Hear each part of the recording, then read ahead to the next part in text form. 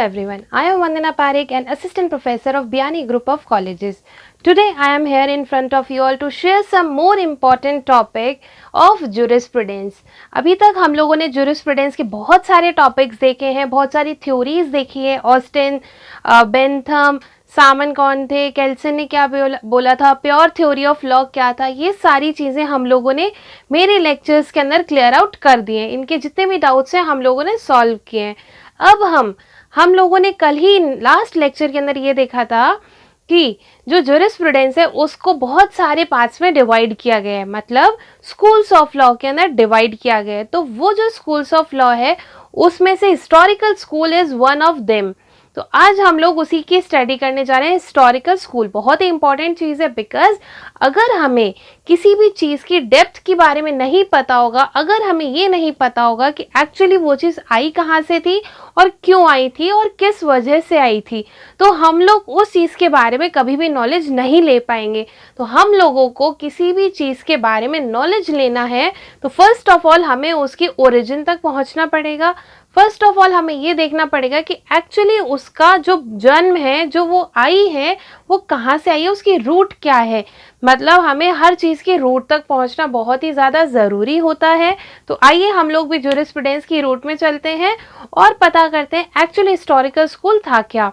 हम लोगों ने बात करी थी जैसे कि एनालिटिकल स्कूल था, हिस्टोरिकल स्कूल था, एथिकल स्कूल था. कल मैंने आप लोगों को बताया था कि एनालिटिकल स्कूल वो चीज़ होती है जो एनालाइज करी जाती है, जो प्रेजेंट सिनेरियो के बारे में बात करती है. एथिकल स्कूल वो स्कूल्स होते हैं जो नॉर्म्स, एथिक्स, वैल्यूज़ के ऊपर बेस्ड होते हैं. बट हिस्टोरिकल स्कूल की हमने बात करी थी, क्या बात करी थी हम लोगों ने हिस्टोरिकल स्कूल्स की. थोड़ा बहुत भी रिमाइंड अगर करवाएं हम लोग आपको, तो अगर थोड़ा बहुत भी याद हो तो प्लीज़ बताएं. हिस्टोरिकल स्कूल की हमने ये बात करी थी, वो चीज़ जो बैकग्राउंड पे बेस्ड है, वो चीज़ जो हिस्टोरिकल पार्ट पे बेस्ड होती है, उसी को बोलते हैं हिस्टोरिकल स्कूल. बिकॉज जुरिस्प्रूडेंस का भी जो है बेस जो है वो लॉ पे ही बेस्ड है. तो हम लोग अभी बात करते हैं हिस्टोरिकल स्कूल्स ऑफ जुरिस्प्रूडेंस. हम लोग इस लेक्चर को जो है वो gurukpu.com के ऊपर देख सकते हैं इजीली. अगर फिर भी आपको कोई डाउट हो तो आप लोग मेरे साथ में कांटेक्ट में रह सकते हैं बाय कमेंट्स. आप लोग कमेंट्स कर सकते हैं और मैं आपको रिप्लाई कर सकती हूँ. तो प्लीज़ कोई भी अगर डाउट हो तो ज़रूर पूछिएगा. चलिए आइए अब देखते हैं हम लोग हिस्टोरिकल स्कूल, जो कि बहुत इंपॉर्टेंट चीज़ है. बिकॉज अगर हमें रूट नहीं पता होगा तो हमें उस चीज़ की प्रेजेंट और फ्यूचर के बारे में कभी नहीं पता चलेगा. तो हमें हिस्ट्री पता होनी बहुत ही ज़्यादा इम्पॉर्टेंट होती है. तो आज का जो बेस है, जो आज का टॉपिक है, वो है हिस्टोरिकल स्कूल्स ऑफ जुरिस्प्रूडेंस. अब हिस्टोरिकल स्कूल्स ऑफ जुरिस्प्रूडेंस की बात करें तो ये किसने दिए थे, कौन इसके सोशोलॉजिस्ट थे, कौन इसके जूरिस्ट थे. तो इसके जो जूरिस्ट थे हिस्टोरिकल स्कूल्स के, ये 3 जूरिस्ट थे, सेविग्नी, सर हेनरी मेन, इसके आगे सर भी आप लोग लगा सकते हैं बिकॉज इनका फुल नेम है sir Henry Maine, and Puchta. ये 3 जो है, ये 3 जूरिस्ट हैं. These 3 are jurist. ये वो जूरिस्ट हैं जिन्होंने हिस्टोरिकल स्कूल्स ऑफ जुरिस्प्रूडेंस के बारे में बताया था. तीनों ही जने ये बोलते हैं कि भाई मेरे व्यूज़ ये हैं, according to my view this is a historical school. ये बोलेंगे मेरे व्यूज़, ये बोलेंगे मेरे व्यूज़. मतलब सभी क्या बताएंगे, अपने अपने व्यूज़ बताएंगे. बिकॉज हर कोई एक दूसरे के साथ में कंपटीशन करना चाहता है, तो हर कोई अपने अपने तरीके से डेवलप करता है सोसाइटी को, अपने अपने तरीके से उसमें चेंजेस लाता है. अगर आप लोगों को लगता है इस लेक्चर के अंदर कुछ और भी ऐड होना चाहिए, इस लेक्चर में कोई एक इम्पॉर्टेंट पॉइंट छूट गया है, या आपको कोई डाउट है जो उस चीज़ को क्लियर आउट कर सकता है, तो आप लोग मेरे साथ कमेंट्स कीजिए जिससे हम लोग और ऐड ऑन कर सकें इस चीज़ को. अब हम लोग आज देखेंगे सेविग्नी, सर हेनरी मेन एंड पुचता. तो फर्स्ट ऑफ ऑल हम लोग ये देखते हैं कि हिस्टोरिकल स्कूल आया कहाँ से और क्यों आया. तो हिस्टोरिकल स्कूल की अगर हम बात करते हैं तो वाई, क्यों आया और इसकी ग्रोथ कैसे हुई. तो अगर हम लोग बात करें, यहाँ हिस्टोरिकल स्कूल जो था ना वो टोटली प्रैक्टिकल एक्सपीरियंस था. हिस्टोरिकल स्कूल कभी भी थ्योरेटिकल्स के ऊपर बेस्ड नहीं था. ये हमेशा ही थ्योरेटिकल पे बेस्ड नहीं रहा है, सिर्फ और सिर्फ बेस्ड रहा है तो प्रैक्टिकल एक्सपीरियंस के ऊपर बेस्ड रहा है. तो हम लोगों ने यहाँ फर्स्ट पॉइंट ही यही लिखा हुआ है that it is based on practical theory, not based on theoretical theory. Not based on theoretical theory. It is based on practical theory. Next point says that जितने भी जोरिस्ट थे, 3 जोरिस्ट की हमने बात करी थी, कौन कौन से थे? सेवेग्नी, सर हेनरी मैन एंड पुचता। तीनों ही जोरिस्ट ने ये ऑब्जर्व किया था कि अगर हमें ग्रोथ करनी है तो कैसे ग्रोथ होगी। लॉ की हमेशा वहीं ग्रोथ होती है जहां पे एक्चुअल रियल सोसाइटी होती है। अगर हम लोग एनिमल्स के अंदर तो ऑब्वियसली बात है ग्रोथ नहीं हो पाएगी लॉ की। अगर यहाँ पे ह्यूमंस नहीं रहेंगे, सिर्फ और सिर्फ एनिमल रहेंगे तो कैसे ग्रोथ होगी? कोई नहीं होगा तो ऑब्वियसली बात है लॉ ही नहीं होगा तो लॉ भी नहीं आगे इंक्रीज हो सकता है। तो अगर हम लोग यहाँ देखें दैट इन तीनों ने ये ऑब्जर्व किया था the growth of law in actual real society. So इन लोगों ने अपनी थ्योरी दी थी जो कि किस पे बेस्ड थी? प्रैक्टिकल एक्सपीरियंस के ऊपर बेस्ड थी। फर्स्ट पॉइंट ही हमने ये देखा था कि historical school always based on practical experience, always based on practical theory, it does not based on theoretical experience और थ्योरेटिकल थ्योरी। सो इन लोगों ने, इन 3 जनों ने ये ऑब्जर्व किया है कि अगर किसी भी लॉ को या किसी भी चीज को इंक्रीज करना है, डेवलप करना है, तो वो चीज कब डेवलप हो पाएगी? जब उस चीज का सब्सटेंस हमारे सामने होगा। फॉर एग्जाम्पल, अगर लॉ को डेवलप करना है तो ह्यूमन बीइंग्स होना बहुत ही ज्यादा जरूरी है। तो अगर एक्चुअल रियल सोसाइटी नहीं होगी तो लॉ भी डेवलप कभी नहीं हो पाएगा। इस वजह से इस चीज को ऑब्जर्व करके तीनों जनों ने अपना जो थ्योरी है वो दिया था। किस पे बेस्ड था? प्रैक्टिकल थ्योरी के ऊपर बेस्ड था। Observe growth of law in actual real society, then they gave their theories which is based on practical experience. Third point says that Savigny ये बोलते हैं कि जो लॉ है वो एक कस्टमरी प्रैक्टिस है। अच्छा मैम आप बोल रहे हैं कस्टमरी प्रैक्टिस है, तो कैसे है customary practice? Okay, customary practice जो है वो what is customary practice? Customary, अगर हम लोग इस वर्ड को तोड़ते हैं, देखिए किसी भी चीज के रूट तक जाने के लिए हमें सबसे पहले क्या करना पड़ता है? उसको तोड़ना पड़ता है। तो अगर कोई भी, जैसे हमने फॉर्मल साइंस देखा था हमारे लास्ट लेक्चर में, फॉर्मल साइंस क्या होता है, पॉजिटिव साइंस क्या होता है, पॉजिटिव लॉ क्या होता है, हमने देखा था हॉलैंड की डेफिनेशन। ज्यूरिस्प्रूडेंस क्या है? एक formal science of positive law. तो इस चीज को भी हम यहाँ पे क्या करेंगे? तोड़ेंगे, डिवाइड करेंगे। कस्टमरी को अगर कस्टम में डिवाइड करें, इसकी स्पेलिंग को CUSTOM, इसका मतलब ये होता है वो चीज जो कस्टम्स पे बेस्ड हो, वो चीज जो यूसेजेस पे बेस्ड हो, वही चीज होती है कस्टमरी। यानी कि लॉ हमेशा कस्टमरी प्रैक्टिस है, लॉ हमेशा based on customary practice, because हर चीज जो है वो चली आ रही है। हम लोगों को कहीं से भी, किसी भी पर्सन को नहीं पता कि एक्चुअली कस्टम कहाँ से बने, क्यों बने, क्या उसका पीछे का लॉजिक है, क्यों हम लोग उसको फॉलो कर रहे हैं, बट वी आर फॉलोइंग। हर एक पर्सन क्या करता है? कस्टम्स को फॉलो करता हुआ चलता है। उसी तरीके से हमें लॉ को भी क्या करना होता है? फॉलो करना होता है। तो Savigny says that law is a customary practice. Next point Savigny ये बोलते हैं सोसाइटी क्या है? डायनामिक है। डायनामिक का मतलब होता है चेंज, डायनामिक का मतलब होता है, और ये जो है इसको चेंज का सिंबल भी बोलते हैं। मैथ्स के अंदर अगर आप लोगों ने देखा हो तो चेंज हमेशा इस तरीके से लगाया जाता है। तो सोसाइटी इज अ डायनामिक कैसे होगी? हाउ डायनामिक कैसे हो सकती है? देखिए, अगर बहुत ही इंपॉर्टेंट चीज है, डायनामिक का मतलब होता है चेंज। सोसाइटी चेंज है, कैसे है? अगर आप मिल रहे हो, मैं मिल रही हूँ, बहुत सारे बच्चे मिल रहे हैं, मैं मिल रही हूँ, और भी बहुत सारे लोग मिल रहे हैं, हम लोगों ने क्लास कंबाइन करके बैठे, आप बैठे, मैं बैठी हूँ, हमारी पूरी क्लास के अंदर बहुत ही ज्यादा माइंड्स है। मेरा माइंड है, आप लोगों का माइंड है, तो ये सारी चीजें क्या है? अलग अलग है। मेरा माइंड अलग तरीके से यूज करेगा, आपका माइंड अलग तरीके से वर्क करेगा।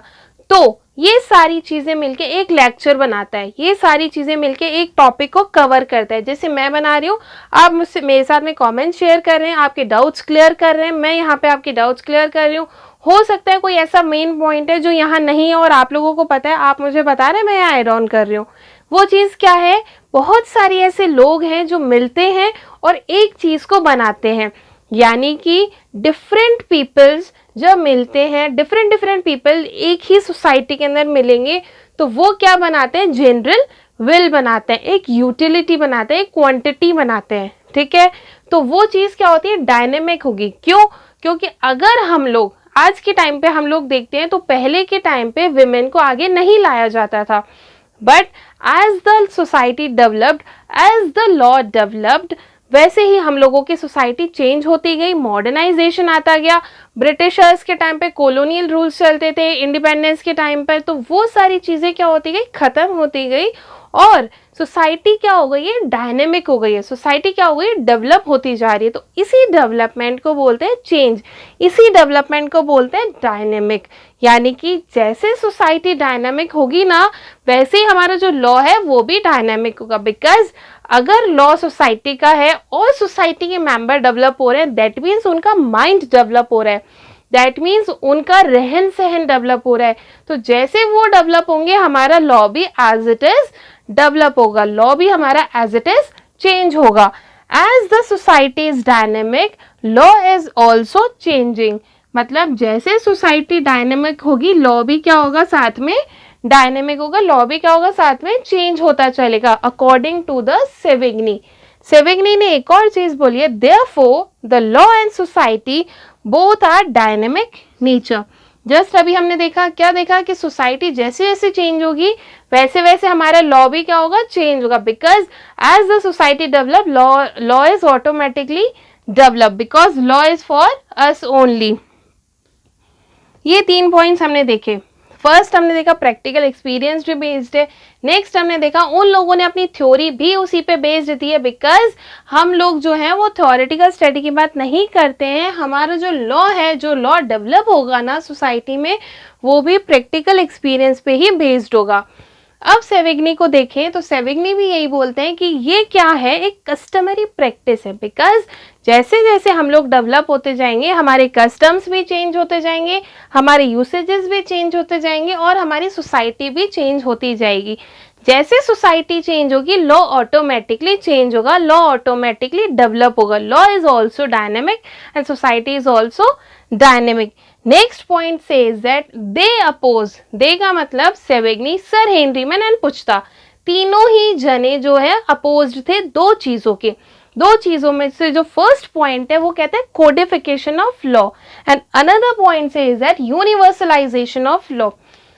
दोनों चीजें बहुत इंपॉर्टेंट है, बहुत ही ज्यादा इंपॉर्टेंट है, वेरी वेरी वेरी इंपॉर्टेंट। इसको तो स्टार लगा के ही चलना है इस थ्योरी में। बिकॉज अगर हम लोग इन दो चीजों की बात करते हैं, कोडिफिकेशन एंड यूनिवर्सलाइजेशन, वर्ड से समझ आता है कोडिफिकेशन। कोडिफिकेशन का मतलब क्या है, अगर आप लोग ये सोचें कि हमारी सोसाइटी डेवलप हो रही है, बट हम लोग लॉ को डेवलप नहीं करें, लॉ एज इट इज ही रहे, तो क्या ये सही है?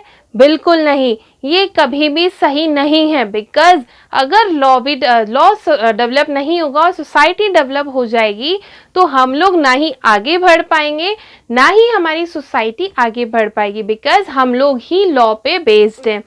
तो कोडिफिकेशन ऑफ लॉ कभी नहीं हो सकता, बिकॉज सोसाइटी के साथ में लॉ ऑटोमेटिकली क्या होता है, डेवलप होता है। तो अगर हम लोग कोडिफिकेशन कर दें, मतलब सोसाइटी को डेवलप कर रहे हैं बट लॉ को एज इट इज रिमेन रहने देते हैं, तो ये बहुत ही ज्यादा प्रॉब्लम्स क्रिएट कर सकते हैं हमारी सोसाइटी में। अब अगर बात करते हैं यूनिवर्सलाइजेशन, तो यूनिवर्सलाइजेशन ऑफ लॉ के मीनिंग से, वर्ड से ही समझ आ रहा है इसका मीनिंग, ऐसी कोई चीज जो रिटन फॉर्म में हो, ऐसी कोई चीज जो सब पे एप्लीकेबल हो, वो होता है यूनिवर्सलाइजेशन ऑफ लॉ। बट क्या ये पॉसिबल है? आप लोगों के माइंड में भी क्वेश्चन आ रहा होगा, मैम अगर हम लोग यूनिवर्सलाइजेशन कर देते हैं सोसाइटी में, मतलब विच इज एप्लीकेबल, मैं यहाँ लिख देती हूँ एक बार, which is applicable on all of the society members of the society. Do you think कि अगर हम लोग यूनिवर्सलाइजेशन कर देते हैं सोसाइटी में, तो ये राइट है, ये सही है? You think so?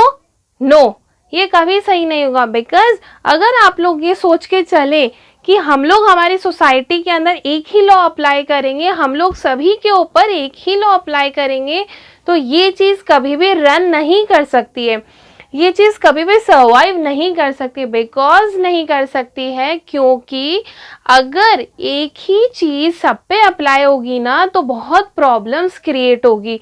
क्योंकि हम लोग जो हैं, अगर हम लोग क्लास के अंदर ही बैठे हैं, मेरे माइंड के अंदर ये क्वेश्चन आया कि अगर हम लोग इसको एक ही जगह अप्लाई कर देते हैं, एक ही चीज़ को सब पे अप्लाई कर देते हैं, तो क्या ये सही है? तो कई बच्चों को लगेगा हाँ मैम बिल्कुल सही है, बिल्कुल होना भी चाहिए, सब पे अप्लाई होना चाहिए जो बनाए वो।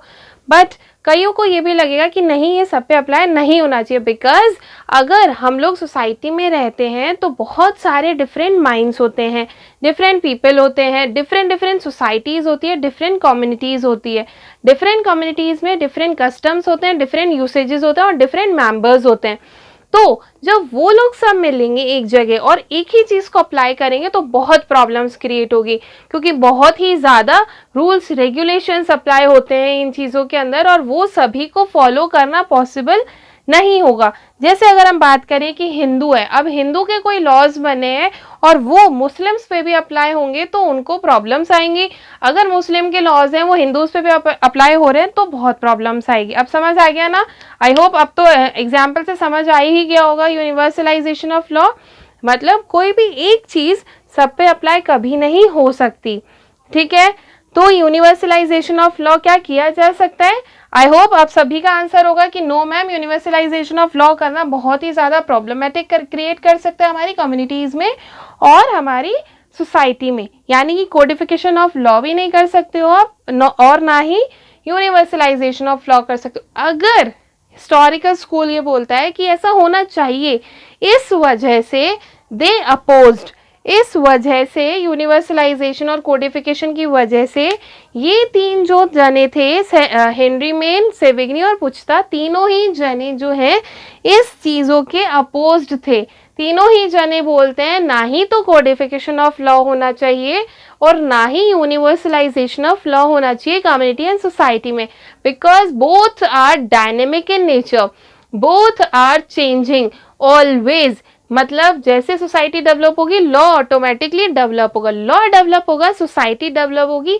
तो हम लोग किसी भी एक चीज़ को फिक्स कभी नहीं कर सकते हैं, हर चीज़ according to the circumstances change होती ही रहेगी। ये क्या था? हिस्टोरिकल स्कूल की ग्रोथ। हिस्टोरिकल स्कूल की ग्रोथ कैसे हुई? प्रैक्टिकल एक्सपीरियंस से हुई। प्रैक्टिकल एक्सपीरियंस से क्यों हुई? क्योंकि हम लोग सिर्फ और सिर्फ प्रैक्टिकल चीज़ों पे ही बेस्ड थे, हम लोग थ्योरेटिकल की बात नहीं करते थे। तो हम कौन? तीन थ्योरिस्ट, तीनों ही जने ये बोलते हैं कि हमारी थ्योरी भी जो है वो कस्टमरी थ्योरीज पे बेस्ड है, हमारी थ्योरी भी जो है वो प्रैक्टिकल एक्सपीरियंस पे बेस्ड है। बिकॉज हम लोग सिर्फ और सिर्फ कस्टम्स को ही फॉलो करते चले आ रहे हैं। इधर हमको लॉजिक नहीं पता, ना ही हमें उसकी कोई चीज़ के बारे में पता होता है, बट हम लोग उसे फॉलो करते हैं। तो इस वजह से जो हिस्टोरिकल स्कूल के अंदर बताया गया है कि लॉ जो है वो कोडिफिकेशन और यूनिवर्सलाइजेशन होना चाहिए, बट ये तीनों जने क्या थे? इसके ऑपोजिशन में थे, इसके अगेंस्ट में थे। अगेंस्ट में क्यों थे? बिकॉज अगर आप कोडिफिकेशन ऑफ लॉ करते हैं तो बहुत प्रॉब्लम्स क्रिएट होगी सोसाइटी में, बिकॉज सोसाइटी तो डेवलप होगी according to the society, according to the generation. आज हमारी जनरेशन आपकी जनरेशन में फ़र्क है, आज मेरे और मेरे पेरेंट्स की जनरेशन में फ़र्क है, तो क्या कोडिफिकेशन ऑफ लॉ हो सकता है? नो, कोडिफिकेशन ऑफ लॉ भी नहीं हो सकता यहाँ पर।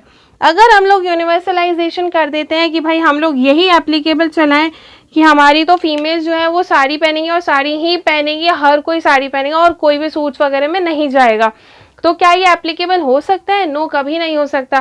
Because as according to the time हर चीज़ क्या है? डायनेमिक है, हर चीज़ क्या है? चेंजेबल है। तो जैसे जैसे सोसाइटी चेंज होगी लॉ ऑटोमेटिकली हमारा चेंज हो जाएगा। इस वजह से हम लोग ना ही कोडिफिकेशन कर सकते हैं और ना ही हम लोग यूनिवर्सलाइजेशन कर सकते हैं। आई डोंट थिंक सो अब कोई भी आप लोगों को डाउट होगा कि हिस्टोरिकल स्कूल की ग्रोथ कैसे हुई।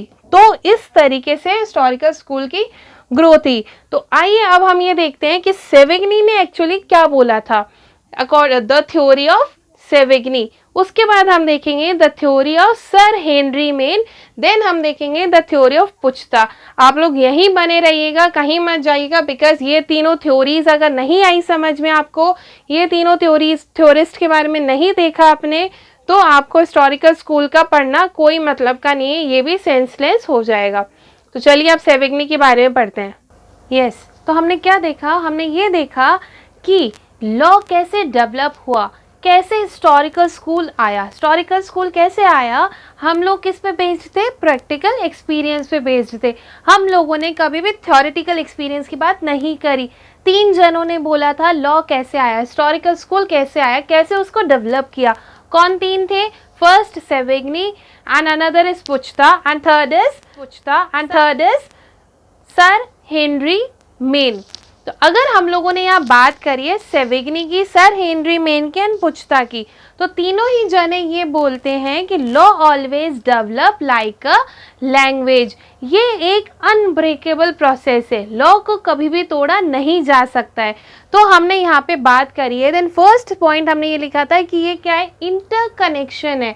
इंटरकनेक्शन किसके बीच में है, it is interconnected between the law and the society.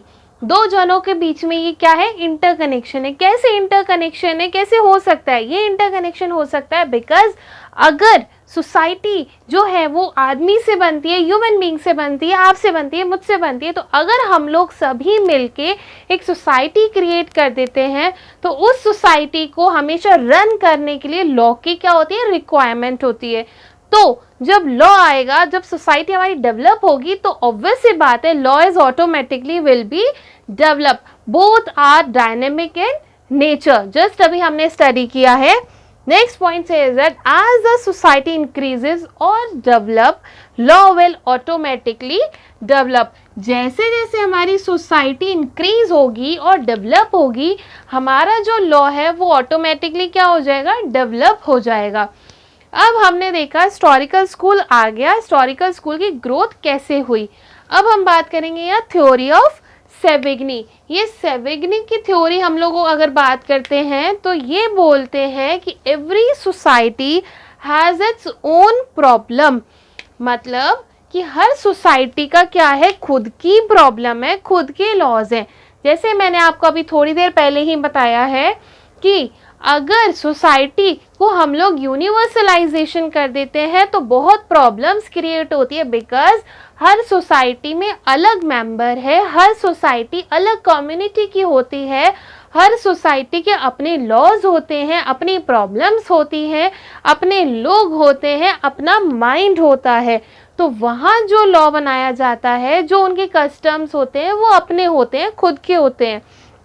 यानी कि हर किसी की प्रॉब्लम उसकी खुद की प्रॉब्लम होती है, हम उसमें इंटरफेयर नहीं कर सकते। अकॉर्डिंग टू सेविग्नी, ये इनका बॉर्न एंड बॉटअप है 1779 to 1861।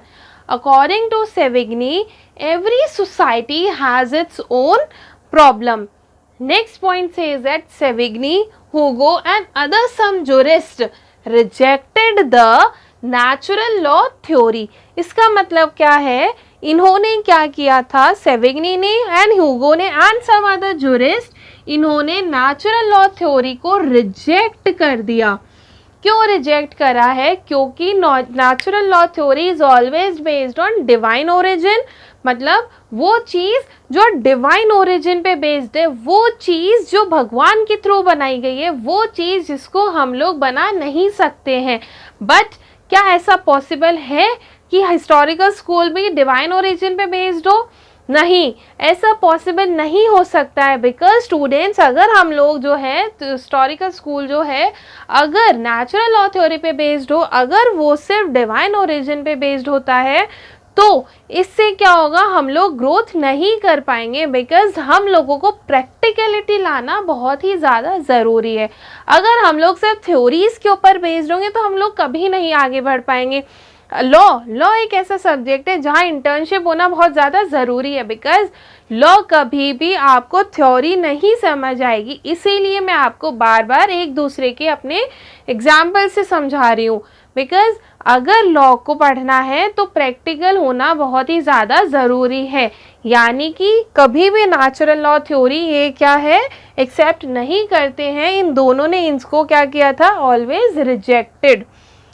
Third point says that they supported historical schools. इन्होंने किसको सपोर्ट किया है, हिस्टोरिकल स्कूल। देखो मैंने इसको हाईलाइट भी कर दिया जिससे आप लोगों को ये बहुत ही अच्छे से दिख जाए कि इन्होंने किसको सपोर्ट करा था। They support always historical school which evolves the, क्यों करा था, बिकॉज ये हमेशा इवॉल्व करता है कस्टम्स को, ट्रेडिशंस को, कल्चर को एंड सम अदर सेंटिमेंट्स को। मतलब हिस्टोरिकल स्कूल को इन्होंने सपोर्ट करा है और ये बोला है it always, historical school always evolves the customs, traditions, culture and sentiments. Next point says that, clear है सभी को ये? चलिए आइए देखते हैं। ये जो थे ना ये प्रोपाउंडेड थे, ये मतलब Savigny was propounded the historical school. अब कोई तो उसका प्रोपाउंडर होगा, तो Savigny was the propounded of historical school. Next point ये हमारा क्लियर है। फर्स्ट हमारा क्लियर है कि सभी की अपनी अपनी प्रॉब्लम्स होती है। आज हम लोग क्लास में बैठे हैं तो सभी की अपने अपने डाउट्स होंगे, सभी के अपने अपने क्वेश्चंस होंगे जो मेरे साथ कमेंट्स के अंदर शेयर करेंगे। तो ये क्या है, every society has its own problem. Next point says that Savigny, Hugo and some other jurist, means Savigny, Hugo and कुछ और लोगों ने क्या किया था, इसको रिजेक्ट करा था नेचुरल लॉ थ्योरी को, because it is always based on the divine origin. ये सिर्फ हमेशा डिवाइन ओरिजिन की बात करती है। क्या सपोर्ट करा है, इन्होंने सपोर्ट किया है historical schools of law, because historical schools of law जो है वो कस्टम से बेस्ड होता है, ट्रेडिशंस के ऊपर बेस्ड होता है, हमारे सेंटिमेंट्स जुड़े होते हैं उससे। जैसे अगर हम लोगों का कोई कस्टम है कि अगर कुछ भी हम लोगों की जो भी होता है कि हमारी ये प्रथा चली आ रही है, हमें इसी को मानना पड़ेगा, यानी हमारे कस्टम चले आ रहे हैं जिसको हमें मानना ही पड़ेगा, उसके साथ में हमारे इमोशंस, हमारे सेंटिमेंट्स जुड़े हुए हैं। अगर हम लोग नहीं मानते तो हमें उस चीज़ को नहीं मानकर बहुत ही हर्ट होता है। तो यही क्या होता है, हिस्टोरिकल स्कूल को इन्होंने सपोर्ट करा था। ओके, क्लियर है? अब सेवेग्नी जो थे वो क्या थे, प्रोपाउंडर थे। Savigny was the propounder of historical school. Next says that, very important point, Volksgeist. Volksgeist जो वर्ड होता है ना, यहाँ पे लिखा है वोकजिस्ट। वोकजिस्ट का मतलब होता है स्पिरिट ऑफ लॉ, और you can say spirit of people. इसका मतलब क्या है, वोकजिस्ट बोलता है the spirit of law means जो लोग हैं वो क्या करते हैं, सोसाइटी बनाते हैं। Means Volksgeist the spirit of law, people, common practice. अब ये लोग क्या करते हैं, कॉमनली प्रैक्टिस करते हैं। मतलब अगर हम लोग, हमारी जो सोसाइटी है वो एक ही ट्रेडिशन को फॉलो कर रही है, यानी कि कॉमन प्रैक्टिस हो रहा है। कॉमन प्रैक्टिस तो होता है तो कस्टमरी प्रैक्टिस होता है, यानी कि वो कस्टम्स को फॉलो कर रही है। फिर एक लॉ बनता है, then it becomes a law. यानी कि अगर हम लोग देखें तो हमारे कस्टम्स भी हैं, वो भी क्या है, एक हमारे लॉ है। हम लोगों को उसको क्या करना होता है, फॉलो करना ही होता है, तो वो भी क्या हो जाता है, एक law. Volksgeist spirit of law और people, common practice, customary practice, then becomes a law. Next point says that, I hope ये क्लियर है पॉइंट आपको वोकजिस्ट। आगे कंटिन्यू करते हैं। Law develop like a language. जैसे मैंने आपको बताया कि सोसाइटी जो है वो डेवलप है, सोसाइटी जो है वो एक डायनेमिक है, सोसाइटी जो है वो ऑलवेज चेंजिंग नेचर की है। मतलब क्या है, सोसाइटी हमेशा क्या होती जाएगी, चेंज होती जाएगी। हम लोग कभी भी उसको एक जगह स्टॉप नहीं कर सकते हैं, हम लोग कभी भी उसको रोक नहीं सकते हैं। यानी सोसाइटी इंक्रीज होगी तो हमारा लॉ भी क्या होगा, इंक्रीज होगा। ऑब्वियस सी बात है ये चीज़। तो लॉ भी कैसे डेवलप होता है, लाइक अ लैंग्वेज। हमारी लैंग्वेज भी डेवलप हो रही है, पहले हिंदी, मराठी, इंग्लिश, मतलब संस्कृत। तो हम लोग क्या होते जा रहे हैं, चेंज हो रहे हैं। हम लोग जैसे ऐसे चेंज होंगे, हमारी सोसाइटी चेंज होगी, हमारी सोसाइटी चेंज होगी तो हमारा लॉ चेंज होगा, हमारा लॉ चेंज होगा तो हमारी सोसाइटी क्या होगी, ग्रोथ करेगी। ठीक है। नेक्स्ट पॉइंट ये बोलता है, law is a nothing but man in action. मतलब क्या है, लॉ कुछ भी नहीं है, सिर्फ वो चीज़ है जो हर कोई फॉलो करता है, सिर्फ वो चीज़ है, मैन इन एक्शन का मतलब है कि अगर आपने कोई क्राइम कर दिया, अगर आपने मर्डर कर दिया, तो किस फॉर्म में किया, किस तरीके से किया, क्या किया, क्यों किया, कैसे किया, सारी चीज़ें देखकर एक चीज़ को क्रिएट किया जाता है कि भैया इस बच्चे ने या इस इंसान ने किसी का मर्डर कर दिया, ए ने बी का मर्डर किया है, उसके घर में घुस के थेफ्ट कमिट किया। थेफ्ट कमिट करने के बाद में वहाँ के जो घर वाले हैं वो उठ गए हैं और उन्होंने इसको देख लिया और वो उस पर्सन को रोक रहे हैं कि भाई आप हमारे घर से चोरी कभी नहीं कर सकते, ना ही हम आपको करने देंगे, हम नहीं जाने देंगे, पुलिस को फ़ोन करो। पुलिस को जैसे ही वो इंसान फ़ोन करने जाता है घर वाले, तो उस पर्सन के पास, जो थीफ होता है, जो चोर होता है, उसके पास एक नाइफ होता है, वो पॉकेट से निकालता है और एक पर्सन के गले पे रख के बोलता है कि अगर आप लोगों ने पुलिस को फ़ोन किया तो मैं इसे मार दूंगा। घर वाले भी बहुत डेयरिंग कि भाई नहीं नहीं नहीं मत मारो, और एक जना बोलता है कि अगर तुम में हिम्मत है तो मारो, मैं तो पुलिस को बुलाऊंगा, और वो उसको मार देता है। यानी उसने क्या किया, वो आया तो चोरी करने था, बट चोरी करते टाइम उसने क्या कर दिया, जाते टाइम उसने मर्डर भी क्रिएट कर दिया। मतलब दो ऑफेंस उसने क्रिएट करे, यानी कि मैन इन एक्शन। तो लॉ कैसे डेवलप होता है, लाइक अ लैंग्वेज, और ये कुछ नहीं है but a man in action है। ये वो चीज़ है जब कोई भी लॉ, यानी कि कोई भी लोग कोई भी ऐसा एक्शन कर देते हैं जिससे लॉ को डेवलप होना ही पड़ता है, लॉ को उसमें अमेंडमेंट लाने पड़ते हैं, लॉ वहाँ पे अप्लाई करना ही पड़ता है। ठीक है, लॉ, ये समझ आ गया पॉइंट। आगे चलते हैं, लॉ कैसे डेवलप होता है। Law always develop according to the needs of the society. मतलब अगर हम लोग बात करते हैं हम लोगों के सोसाइटी के बारे में, तो हमारी सोसाइटी के अंदर विमेंस के राइट लाना बहुत ही ज़्यादा ज़रूरी था। पहले के टाइम पर लड़कियों को आगे नहीं लेकर आते थे, पहले के टाइम पे गर्ल्स को पढ़ाया नहीं जाता था, गर्ल्स को आगे जॉब पे नहीं भेजा जाता था, गर्ल्स को डॉक्टर, इंजीनियर वगैरह कुछ नहीं बनने देते थे। बस उनका वर्क था घर में रहो, खाना बनाओ, बच्चे होंगे उनके, और फिर वो एक दिन उनको संभालते संभालते ख़त्म हो जाती थी। बट इस चीज़ को चेंज कर दिया गया, इस सर्कमस्टेंसेस को चेंज करा और एक ऐसे सर्कमस्टेंसेस लेके आए, एक ऐसे चेंज लेके आए कि आज हम लोगों की जो सोसाइटी है वो क्या हो गई है, डेवलप हो गई है। तो लॉ कैसे डेवलप होता है, लाइक अ लैंग्वेज, और इट ऑलवेज डेवलप लाइक, जैसे जैसे हमारी सोसाइटी इंक्रीज होगी वैसे वैसे लॉ भी क्या होगा, इंक्रीज होगा, यानी कि according to the needs of the society. Next point says that law is found not made. मतलब लॉ कभी भी बनाया नहीं जाता है, लॉ हमेशा क्या किया जाता है, फाउंड किया जाता है। जैसे अभी हमने मर्डर का एग्जाम्पल लिया, अगर किसी ने मर्डर किया है तो किस तरीके से मर्डर किया है, किस फॉर्म में मर्डर किया है, तो जिस तरीके से उन्होंने मर्डर किया है ना, तो वो क्या करते हैं, उस चीज़ में अमेंडमेंट करते हैं, वो उस चीज़ के अंदर नई चीज़ को क्रिएट करते हैं। तो लॉ को हमेशा फाउंड किया जाता है, लॉ को कभी भी क्रिएट नहीं किया जाता है। Law is always found not created, it is an unbreakable process. Means law कभी भी ब्रेक नहीं होता है। जैसे जैसे हम लोगों की सोसाइटी चेंज होगी, हमारा लॉ भी क्या होगा, डेवलप होगा और चेंज होगा। ओके, तो ये पॉइंट भी क्लियर है।